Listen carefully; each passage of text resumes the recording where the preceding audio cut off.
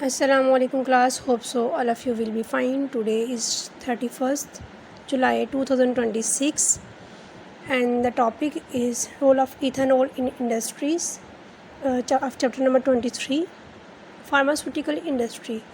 Ethanol जो alcohol है actually जो हम चैप्टर पढ़े हैं वो है ही अल्कोहल्स मोनोहाइड्रोक्सीफिनोल्स या अल्कोहल्स के बारे में पढ़े हैं।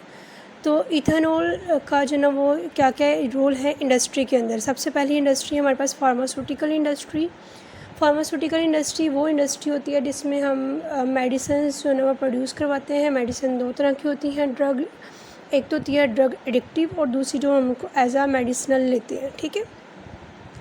Ethyl alcohol serve as a very common ingredient. कहते हैं कि इथाइल अल्कोहल को हम यूज़ करते हैं बहुत ही कॉमन इंग्रेडिएंट के तौर पर इन अ वैरायटी होता है बहुत सारी चीज़ों के लिए, मुख्तलिफ़ किस्म की चीज़ों के लिए, आप मैन्युफैक्चरिंग को बनाने के लिए।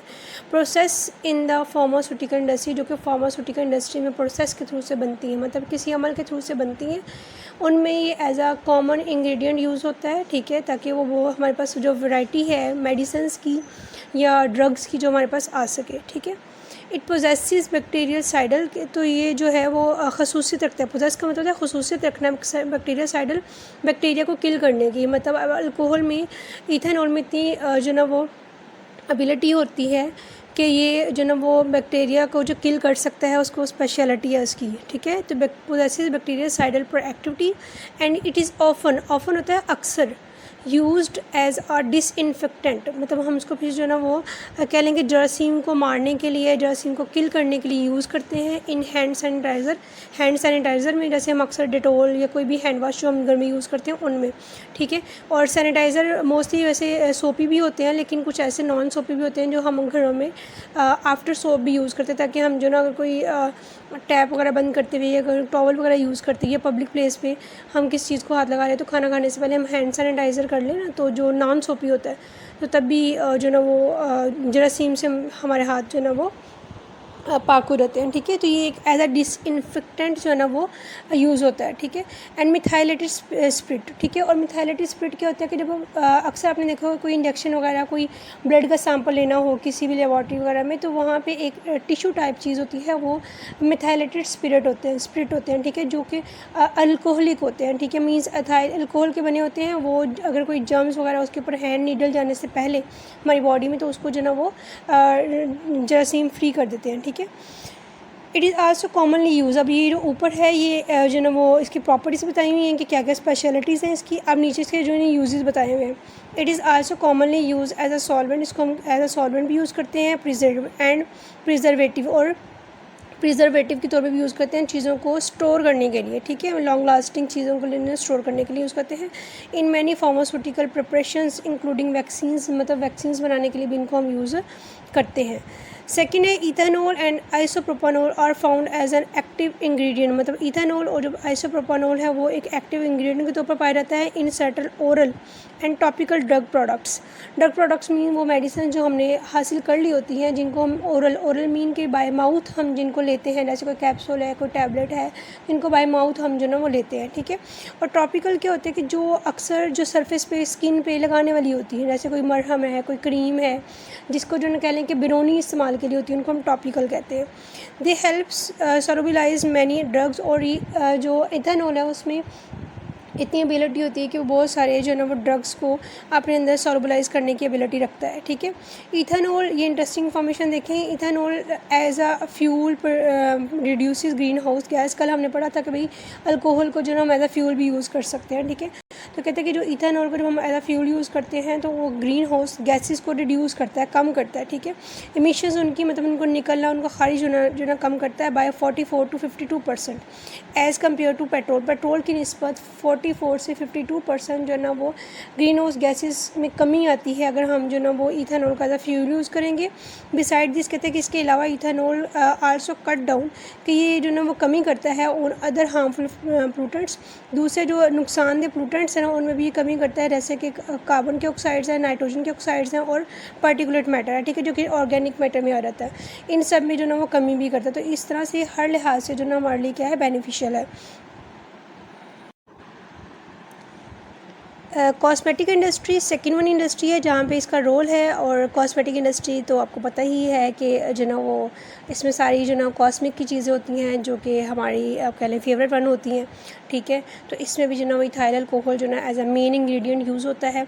Ethyl alcohol plays an important role in cosmetic industries because of its following properties. नीचे इसकी प्रॉपर्टीज़ की वजह से इसको जो ना हम मेन इंग्रेडिएंट्स एक इंपॉर्टेंट जो ना वो इंग्रेडिएंट के तौर पर इसको यूज़ करते हैं। नंबर 1 प्रॉपर्टी है इसकी being highly volatile, it evaporates in a very short time, ठीक है। कहते हैं कि जो ना वोलेटाइल होने की वजह से, वोलेटाइल होता है जो हाईली रिएक्टिव होता है, ठीक है। तो ये इवापोरेट हो जाता है बहुत ही शॉर्ट टाइम में। घर में हम जो नेल पेंट रिमूव करने के लिए स्प्रिट यूज़ करते हैं, अगर अब वो बॉटल खुली रह जाए तो आप देखते हैं कि वो हमने कॉटन जो गीली गई थी वो भी बहुत जल्दी ड्राई होती है, और अगर बॉटल खुली रह गई तो वो भी बहुत जल्दी जो ना बॉटल में से खुद ब खुद इवापोरेट होता रहता है। सेकेंडली, जब हम परफ्यूम्स वगैरह यूज़ करते हैं तो हम रूम के एक कॉर्नर में स्प्रे करते हैं, लेकिन दूसरे कॉर्नर में जो बैठा हुआ पर्सन वो भी उसको स्मेल कर लेता है। तो वो क्यों कैसे होता है कि वो इवापोरेट होकर डिफ्यूज़ होकर हवा के अंदर जो ना वो जल्दी जल्दी जो ना वो स्प्रेड हो जाता है। इस तरह से अगर हम परफ्यूम की बॉटल को भी खुला रख दें, क्योंकि उसमें थोड़ा सा अल्कोहल होता है, अल्कोहल फ्री परफ्यूम्स भी होते हैं, लेकिन मोस्टली जो है ना वो हम जो यूज़ करते हैं तो इस चीज़ का ध्यान नहीं रखते, तो लेकिन उसमें वो अल्कोहल होता है। तो अल्कोहल की वजह से क्या रहता है, वो हाईली इवापोरेटिव होते हैं, ठीक है। तो इस प्रॉपर्टी की वजह से इसको हम यूज़ करते हैं। सेकेंडली, ड्यूडोराइजिंग होते हैं ये, ठीक है। ड्यूडोराइजिंग क्या होते हैं कि भाई जो हमारे अगर हमें कोई नाखुशगवार किस्म की कोई स्मेल आ रही है, कोई बदबू आ रही है, उसको ख़त्म करने के लिए जो है हम इसको यूज़ करते हैं, ठीक है। उसके बाद एंटी इन्फ्लेमेटरी प्रॉपर्टीज़ होती हैं इसमें, सूजन को कम करने के लिए भी हम इसको यूज़ करते हैं, ठीक है। उसके बाद है थर्ड प्रॉपर्टी इसकी रिफ़्रेशिंग होती हैं। मतलब अगर आपने देखा होगा अक्सर कि हम रूम स्प्रे वगैरह यूज़ करते हैं कि रूम में अगर हम करते हैं तो बहुत एक बड़ी प्यारी सी फ्रेगरेंस आती है जिससे हमें बड़ा सुकून से मिलता है। तो ये मतलब राहत बख्श होते हैं। एंड एंटी माइक्रोबियल प्रॉपर्टीज़ होती है इसमें, जरासीम्स को मारने की जो ना वो खसूसियात होती हैं। इन सारी रीज़न्स की वजह से हम जो ना इनको कॉस्मेटिक इंडस्ट्री में यूज़ करते हैं। Ethanol is an important part of such cosmetic and hygiene product. कहते हैं कि इनको हम ऐसे जो ना वो बहुत ज़्यादा इंपॉर्टेंट पार्ट है के तौर पर यूज़ करते हैं कॉस्मेटिक की प्रोडक्ट्स में, और हाइजीन मतलब सफाई की से रिलेटेड जितने भी प्रोडक्ट्स हैं उनमें, ठीक है। एज हेयर स्टाइलिंग प्रोडक्ट के तौर पर इसको यूज़ करते हैं। फाउंडेशन क्रीम्स में हम इसको यूज़ करते हैं, परफ्यूम्स में यूज़ करते हैं, ड्यूडोरेंट्स में यूज़ करते हैं, एंड आफ्टर शेव लोशंस में हम इनको यूज़ करते हैं, ठीक है। इन सभी प्रॉपर्टीज़ की वजह से इनको हम इन कॉस्मेटिक्स में यूज़ करते हैं, जो कि क्या है बहुत ज़्यादा इंपॉर्टेंट रोल प्ले करता है। Impact of alcohols on daily life, हमारे जो रोज़मर्रा ज़िंदगी में इसका क्या असर है, क्या रोल है इसका। Ethyl alcohol is an essential part of first aid kit. कहते हैं कि जो हमारे पास अक्सर जो फर्स्ट एड किट होती है कि किसी को कोई चोट लग जाए, कोई इंजरी हो गई है, तो हम जो ना हॉस्पिटल पहुंचाने से पहले जो घर में उसको या किसी रोड में या किसी पब्लिक प्लेस पे उसको जो हम पहली मदद पहुंचाते हैं उसको हम उसी किट में इसको यूज़ करते हैं, ठीक है। इथाइल अल्कोहल को बहुत ही इंपॉर्टेंट पार्ट है ये उसका। इन एवरी होम, हर घर में होता है ये, in the form of methylated spirit, ठीक है। मिथाइलेटेड स्पिरिट की फॉर्म में होते हैं। जैसे मैंने भी आपको बताया कि भाई कोई किसी भी छोटे बच्चे को कोई चोट लगी है, ठीक है, तो वो जो उसके जो जर्म्स होते हैं ना उस वाउंड के, उस इंजरी के, उसको ख़त्म करने के लिए, उसको साफ़ करने के लिए हम जो ना वो स्प्रिट यूज़ करते हैं, तो वो इथाइल अल्कोहल की फॉर्म में होती है। Methylated spirit is use as a antiseptic, इसको एज एंटीसेप्टिक यूज़ करते हैं, मतलब वही जरासीम कश के तौर पर यूज़ करते हैं, जरासीम को किल करने के लिए इस्तेमाल करते हैं। फॉर ड्रेसिंग, पट्टी वगैरह करने के लिए यूज़ करते हैं, मरहम पट्टी जिसको बैंडेज भी कहते हैं आप, वाउंड ज़ख्मों की। And as an antidote for snake bites, और सांप के काटे हुए के लिए भी उसको हम एज अ एंटीडोट यूज़ करते हैं, ठीक है। उसके बाद in many parts of the world, दुनिया के बहुत सारे हिस्सों में ethanol is use as high efficiency fuel to drive vehicles. दुनिया के बहुत सारे हिस्सों में इसको जो ना कह लें कि बहुत अच्छा फ्यूल के तौर पर यूज़ किया जाता है बहुत सारी गाड़ियों में। Ethanol is widely use as a solvent भी यूज़ होता है, जैसे कि water as a solvent use होता है चीज़ों को डिसॉल्व करने के लिए, चीज़ों को सोल्यूशन बनाने के लिए, ठीक है। इसको भी यूज़ करते हैं हम लोग as a solvent in perfumes में, ठीक है। इट इज़ रिलेटिवली सेफ़, ये सेफ़ है, and can be use dissolve many organic compound which are insoluble water, ठीक है। तो कहता है कि ये सेफ़ है और बहुत सारे ऑर्गेनिक कंपाउंड्स को हल करने के लिए यूज़ किया जाता है जो कि पानी में हल नहीं होते, ठीक है। चूँकि organic compound non polar in nature होते हैं, और जो इथाइल अल्कोहल है वो भी नॉन पोलर, तो नॉन पोलर को डिसॉल्व करता है, आपने पढ़ा हुआ ना, लाइक डिसॉल्व लाइक, ठीक है। तो जो नॉन पोलर थिंग होती है नॉन पोलर में डिसॉल्व होती है, पोलर में होती है, नॉन पोलर में नहीं होती, और पोलर नॉन पोलर में नहीं होती, ठीक है। तो वाटर एक पोलर सब्सटेंस है, इस वजह से ये जो इथाइल अल्कोहल जो है या ऑर्गेनिक सब्सटेंसेस जो हैं वो वाटर में सॉल्युबल नहीं होती, वो बल्कि इथाइल अल्कोहल में सॉल्युबल होती है।